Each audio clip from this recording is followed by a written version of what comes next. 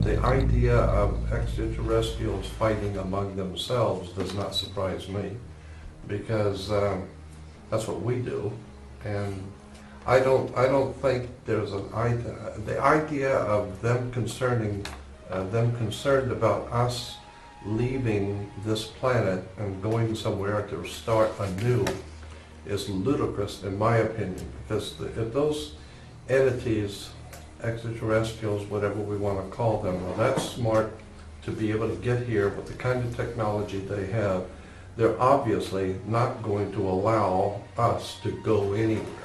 We've already proven what we can do. We mess up and destroy everything we touch, and then we kill each other.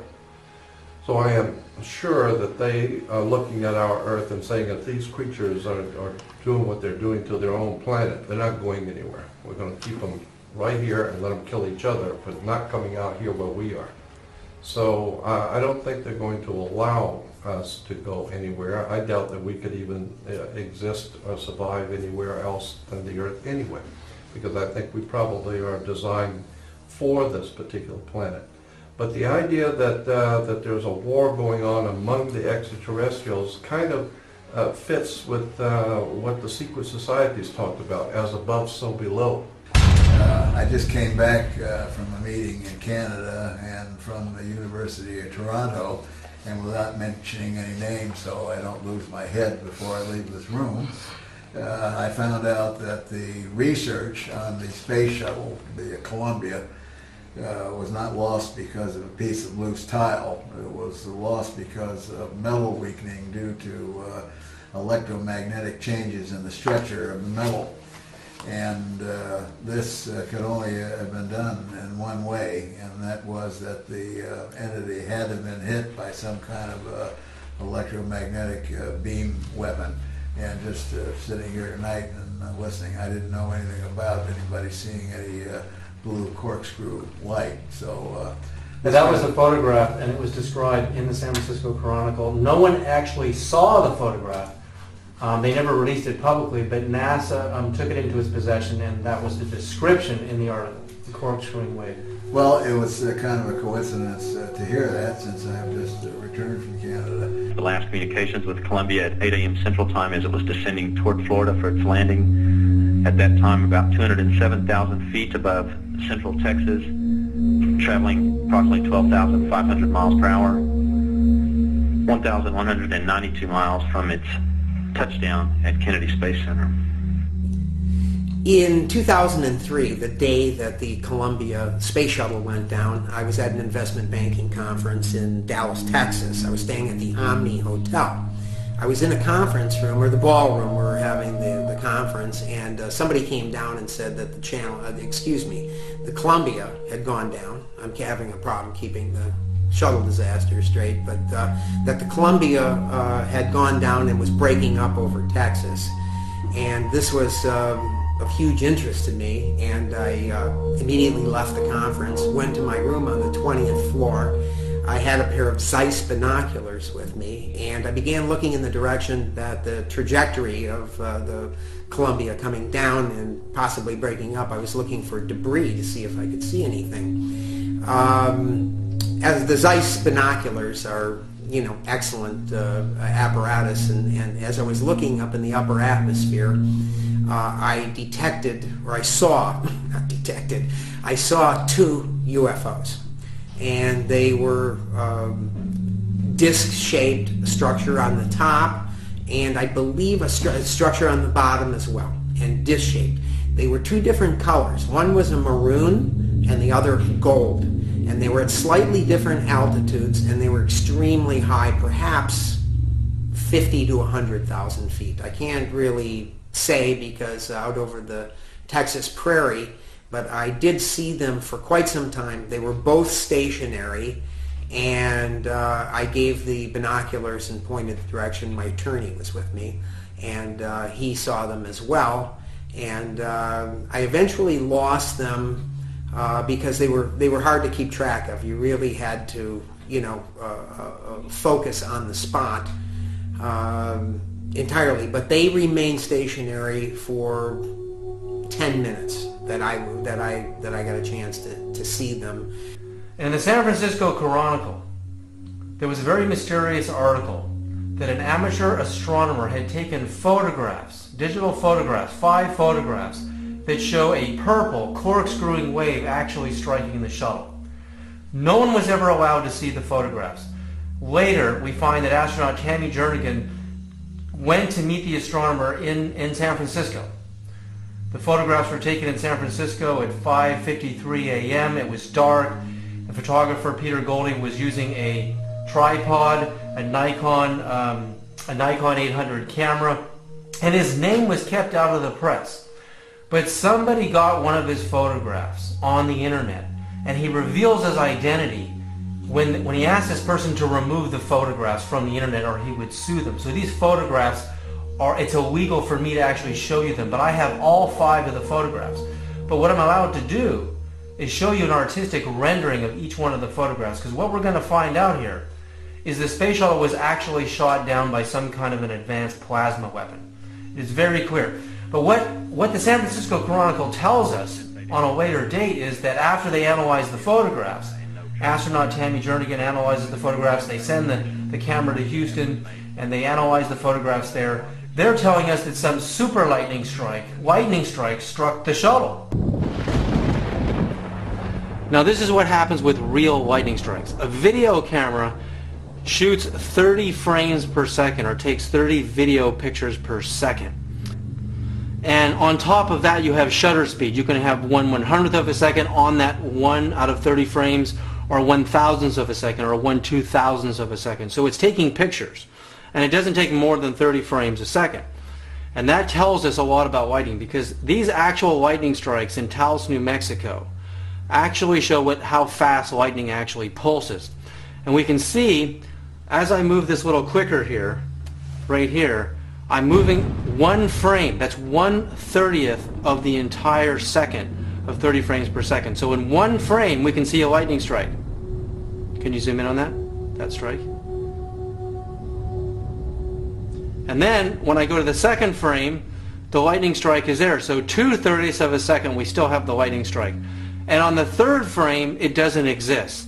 Now the impossibility of NASA's statement that this is a super lightning strike is ludicrous in this case. We're looking at 5 different exposures of 4 to 6 seconds each. And then you have to look at the time lapse where Peter Goldie had to actually press the shutter button again and again and again each 5 times. So NASA is saying that the same lightning strike from beginning to end could appear for over 30 seconds. There is no such thing as a 30-second lightning strike. We are not looking at a lightning strike here. The reason I have to do these drawings is because legally I'm not allowed to use Dr. Peter Goldie's photographs, because he doesn't believe the American people deserve to see the truth about what happened to the shuttle Columbia on February 1st, 2003. What is the logic of a lightning strike striking in the shuttle? When the shuttle's coming in, it's coming in at 207,135 feet above the Earth, so it's miles above the Earth. It's doing Mach 18.3, which is 12.5 or so thousand miles an hour. And what you see in photograph number 1 is really quite stunning. You see this purple corkscrewing wave coming down from above, and it seems to be aiming right towards the space shuttle. When it crosses the space shuttle's path, the shuttle is now advanced because it's doing 12,500 miles an hour. And then it course corrects and turns and chases after the shuttle. That's photograph number 1. But in photograph number 2, this supposed lightning strike, and these are 4 to 6 second exposures on a tripod, the supposed lightning strike is still there. And then it's advancing on the shuttle. It's actually corkscrewing and chasing after the space shuttle. So whatever this thing is, it's not a lightning strike, because it's not pulsing, at an incredible, almost instantaneous speed, near the speed of light. And second, it's going a little bit faster than the shuttle, and it's chasing on it. It's trying to catch up to it. And in his third photograph, you can actually see this thing striking in the shuttle, and there's this burst of light, and everything is getting brighter. And once it strikes the shuttle in the third photograph, it doesn't fray out in any other direction. So there's no way we're looking at a lightning strike, and here's why. The lightning strike is there. So 2/30ths of a second, we still have the lightning strike. And on the third frame, it doesn't exist. So for 2/30ths of a second, which is 1/15th of a second, the lightning strike no longer exists. It's impossible. It's not there anymore. Now if we look at, there's another lightning strike in the same shot. This is frame number 1, frame number 2, and frame number 3. And that strike is 3/30ths of a second. So, which is actually 1/10 of a second. So the longest strike that I have in this shot is 1/10 of a second, which shows you why it's impossible that Peter Goldie's lightning strike supposedly shows up in all 5 different photographs that are 4 to 6 seconds long. A lightning strike from beginning to end, tail to end, cannot exist in a second photograph and a third and a fourth and so on. It's impossible. It can't actually happen. This is another example, just to give you some variation. This is kind of a long stretching strike. It's one of the longest ones I have.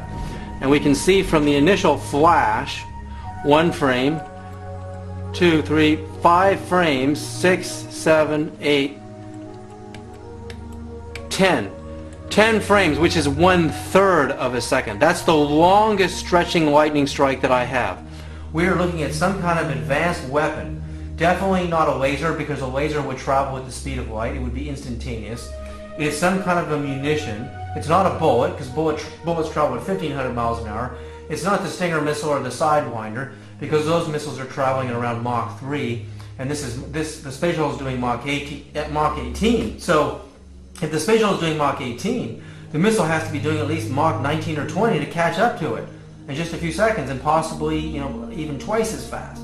So we're looking at something that is off the charts. The only missile we have that can do Mach 18 or greater, slightly greater, is the Trident missile or the Minuteman missile, which are nuclear ICBMs. There's no way we're firing a nuclear missile at the space shuttle. That's ludicrous. And the incoming is coming from above, not down on the ground. So this thing is coming from outer space. So what could it actually be?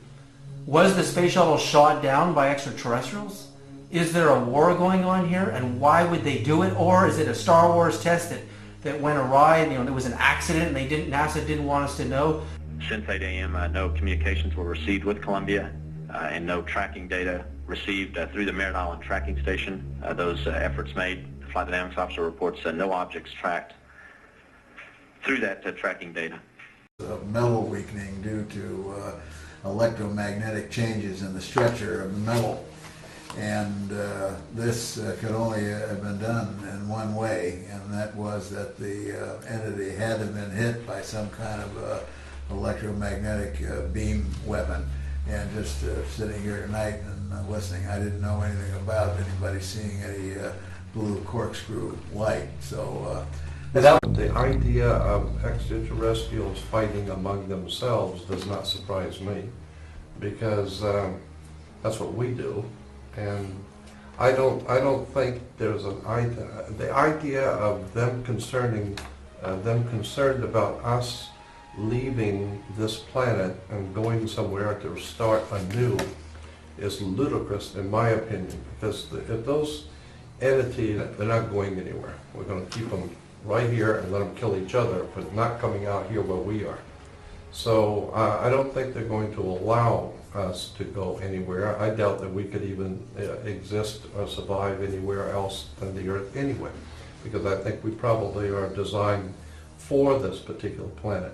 But the idea that that there's a war going on among the extraterrestrials kind of fits extraterrestrials, whatever we want to call them. Well, that's smart to be able to get here with the kind of technology they have.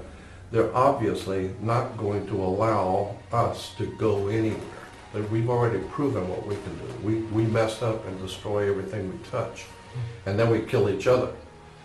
So I am sure that they are looking at our Earth and saying that these creatures are doing what they're doing to their own planets, with what the secret societies talked about, as above, so below. I just came back from a meeting in Canada and from the University of Toronto, and without mentioning any names so I don't lose my head before I leave this room, I found out that the research on the space shuttle, the Columbia, was not lost because of a piece of loose tile. It was lost because